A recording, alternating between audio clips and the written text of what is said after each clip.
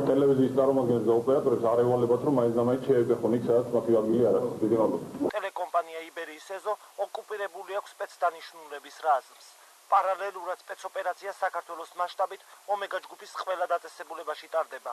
ომეგა ჯგუფის 4000-მდე თანამშრომელი მუშაობის დაწყებას ვერ ახერხებს. ნიღბიანი სპეცრაზმელები ომეგას ყველა ოფისში ჩხეკას ახსნა განმარტების გარეშე ატარებენ. სპეცრაზმელები იბერიის თანამშრომლებს 1 საათის განმავლობაში შენობაში არ უშვებენ. მოგვიანებით ტელეკომპანიის დაცვის სამსახურის ფუნქციებსაც ითვისებენ და თანამშრომლებს ოფისში მხოლოდ საშვის წარდგენის შემდეგ უშვებენ. ვის ბრძანებას ასრულებს? მოდი გადაიხე რა, გადაიხე. ვინ არის თქვენი უფროსი? და ვინ არის იქ საშუალო მაჩვენე?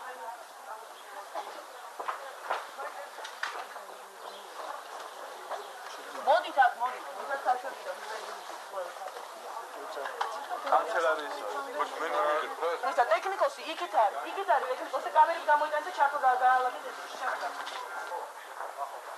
აქ დადგებით რა სამუშაო ადგილზე. ვაც მუშაობ. არ შეიძლება აგდოს.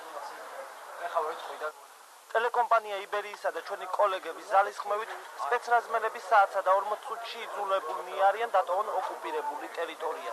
ტელეკომპანია იბერიის შენობაში ყოფნის არგუმენტად ძალოვანებმა მთაწმინდა კრწანისის რაიონული სასამართლოს დადგენილება წარმოადგინეს, რომელშიც ომეგას ყველა ორგანიზაციის მისამართია მითითებული გარდა ტელეკომპანია იბერიის და ომეგა მოტორსისა. მოხდა იმ შენობაში, სადაც განთავსებულია ტელეკომპანია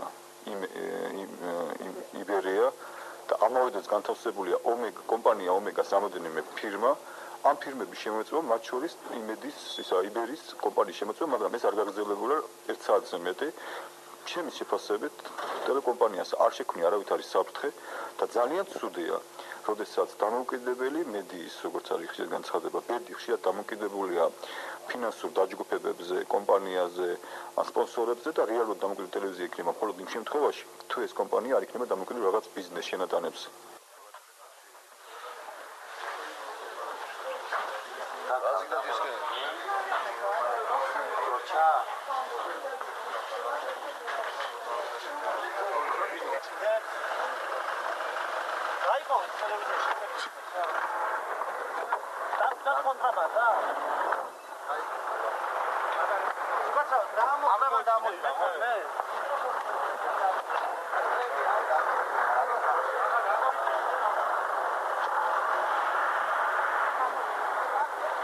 ჩვენ განვაგრძობთ რასაკვირველია მაუწყებლობას, უბრალოდ არ ქონდა აქამდე საშუალება, იმიტომ რომ იქ იყო გადაწყვეტილება თქვა, მარტო ჩვენი თანამშრომლები შემოვიშვათ ან არ შემოდგა, თუ ტელევიზიის ფუნქციონირების საშუალება აქვს, მაშინ უნდა შემოვიდეს ყველა მისი თანამშრომელი და ყველა მისი სტუმარი, იმიტომ რომ საშვების დაშვების უფლება აქვს მაქვს. მე დირექტორს და იმ ადამიანებს, ვისაც ამის უფლება მოსილება აქვს და მე იმედი მაქვს, რომ ტელევიზიაში საშვებს არ დაუშვებს პროკურატურა. აი ასეთი მეთოდები თუ გაგვაჩერებთ ხალხს. ჩვენ არ გამშერდებით, მაგრამ ის რო გაგვაჩეროს შეუძლია ანახიათ ისიც როგორ ხდებოდა ანძიდან გადამცემის გამორთვა და ასე შემდეგ, მაგრამ მე იმედი მაქვს რომ აქამდე არ მივა, იმიტომ რომ დღეს ჩვენ ისეთ დროში ვცხოვრობთ, რომ ეს უნდა იყოს ესეც შეუძლებელი და ძალიან მაქვს თქვენი იმედი, დიდ მადლობას გიხდით ასეთ ყურადღების. სპეცოპერაცია ყველაზე მეტად უხეში კანონდარღვევით ტარდება იქ, სადაც ტელეკამერები არ არის.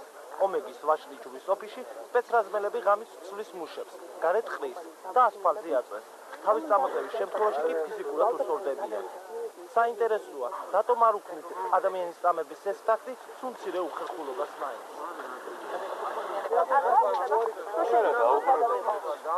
არ გაქვს უფლება რომ შეგვიძლია დაგადოთ. პარლამენტის წევრია მოსული. რა უფლებით მართლა აი ამ ტერიტორიიდან გადაგეშვათ.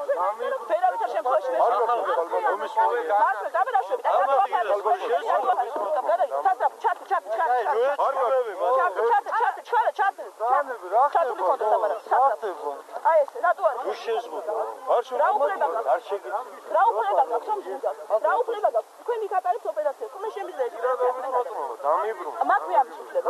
იმიტომ რომ მე მათ იმის ინფორმაცია, რომ თქვენი გადაიღეს ნურეკა მუხტად, გადაიღეს ასე. კამერა ჩართებენ აქედან და აგუზდაოს გადაგება. თქვენ ამის უფლება არ გაქვთ.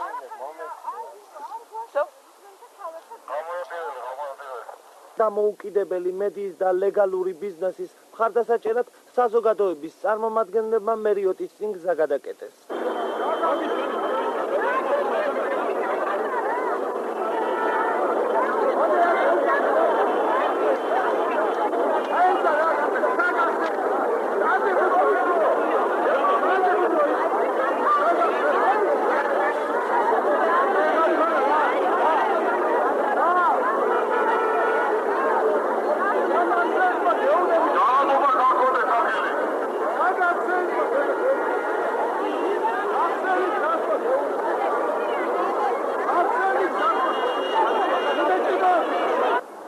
მოგვიანებით მხარდასაჭერმა აქციამ დიდ საკონცერტო დარბაზში გადაინაცვლა. შეკრებილმა საზოგადოებამ მედიის და ლეგალურ ბიზნესზე თავდასხმა ხელისუფლების შეცდომა შეაფასა.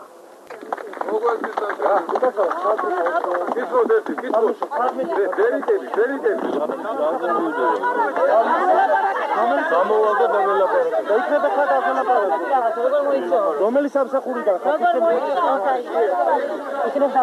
რომელი ჩვენ თანამშრომლები ვართ და გვაინტერესებს სანამდე იქნებით ქუჩაში ტელევიზიის შესვლა იებით მისულებს იარაღი დაუპირისპირეს ბაშლიჯურის ოფისთან გაზეთ ახალი ეპოქის ჟურნალისტებს თამბაქოს ფაბრიკისა და სტამბის მუშა-მოსამსახურეებს არაცალეს აქციის გამართვა. ეს ადამიანები იმის საკითხავად მივიდნენ, როდის მისცემდნენ მათ მუშაობის საშუალებას. პასუხი ასეთი იყო, მათ ტყვია დაახვედრეს.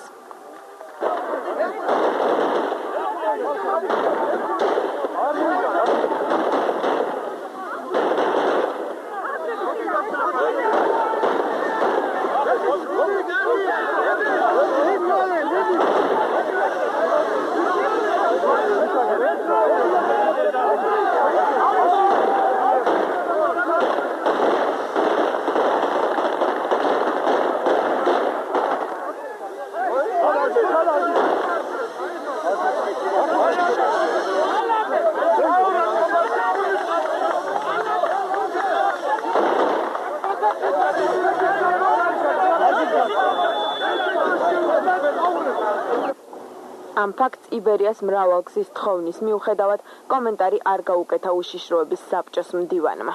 საქართველოს მთავარსარდლის პრეზიდენტის ოპერატიული რეაგირების სამსახურის უფროსმა ფაქტს შემდეგი შეფასება მისცა. თქვენთვის რა არის? შეგვიძლია მოგაწოდოთ ხოლმე ის ინფორმაცია, რაც ოპერატიულმა სამსახურმა მიიღო პრეზიდენტის. თქვენ როგორც მოგეხსენებათ, საგამოძიებო ღონისძიება ტარდება პროკურატურატერებს ომეგას ოფისში და დღეს დილით 200-მდე მოქალაქე ალკოჰოლ თანამშრომლებიც მიიჭრნენ და ცდილობდნენ ტერიტორიაზე შესვლას. იმის გამო, რომ ტერიტორიაზე შესვლა არ მოხდარიყო და გამოძიებისთვის არ ყოფილიყო ხელის შეშლა, მოხდა ჰაერში გასროლა და მის გამო დაზიანდა გაზის მილი. ასე რომ ის განცხადება, რომ ვითომ ხალხს ესროლეს, ეს ყოველად მე მთელი პასუხისმგებლობა ვაცხადებ, ხალხისთვის არავის არ ესროლეს, ეს იყო გამაფრთხილებელი გასროლა. ეს ადამიანები აცხადებენ, რომ ყვავილებით მიდიოდნენ უბრალოდ იმისთვის, რომ აქცია ჩაეტარებინათ და მათი მოთხოვნები დაეფიქსირებინათ. 2000-მდე კაცი რჩება უმუშევარი. რა არის იმის მტკიცებულება, რომ ამ ადამიანებს შეჭრა უნდოდათ და ვისგან მიიღეს გასროლის დავალება სპეცრაზმის? ვისგან მიიღეს და თანამშრომლები უმუშევრები რჩებიან, ეს ჩემი გასაგები, ჩვენი სამსახურის გასაგები არ არის. ჩვენ არ გვეშლება, ბატონი ვანო არ გამოვიდა და გამოდიშვა თქვენ. მე ინფორმაცია მოგაწოდეთ, რაც მოხდა. დაშინება დახვრეტილი დროშები. ამას დაემატა გასროლის შედეგად გაზის მილის დაზიანება დაბალი წნევის გამო მილი აფეთქებას გადაურჩა. შემდეგ ელექტროენერგიის მიწოდება დედაქალაქის რაიონებში მორიგეობით შეწყდა. ტელეკომპანია იბერიის მაუწყებლობას მაყურებელი თვალყურს ვეღარ ადევნებდა. სპეცრაზმის დამატებითი ძალები თამბაქოს ფაბრიკისკენ, მოსახლეობა კი სახელმწიფო ტელევიზიისკენ აქციის ჩასატარებლად გაემართა. დაკავშირებით ხდება სროლები და უშიშროების საბჭოს მდივანმა რამე არ უნდა გითხრათ?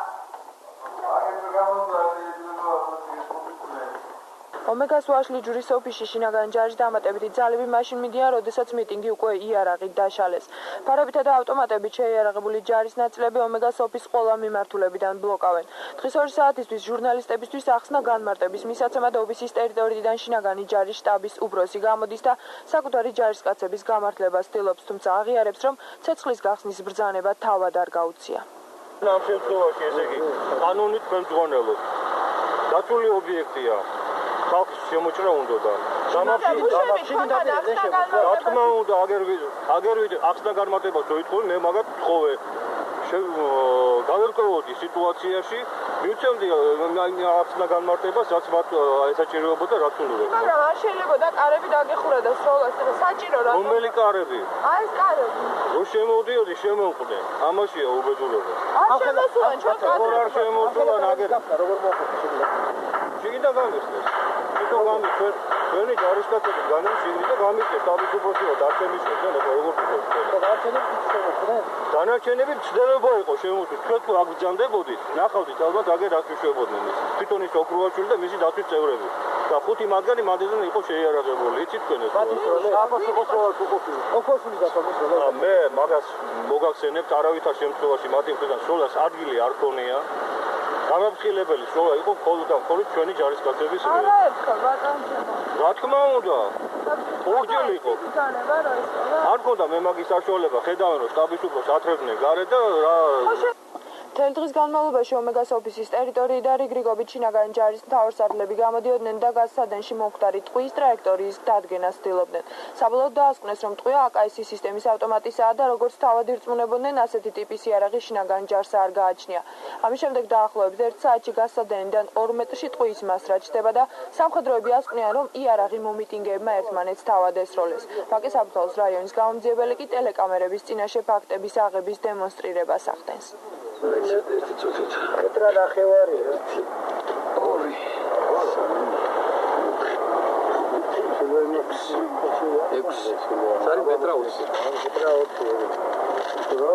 6 კედელზე ნანახი ამის შემდეგ გამომძიებელი ომეგას ოფისში იკეტება და ჯარისკაცების დაკითხვას ვეღარ ასრულებს. როგორც ჩანს, მან ჟურნალისტებისთვის გასაკეთებელი განცხადების ტექსტი ვერა და ვერ მოიფიქრა.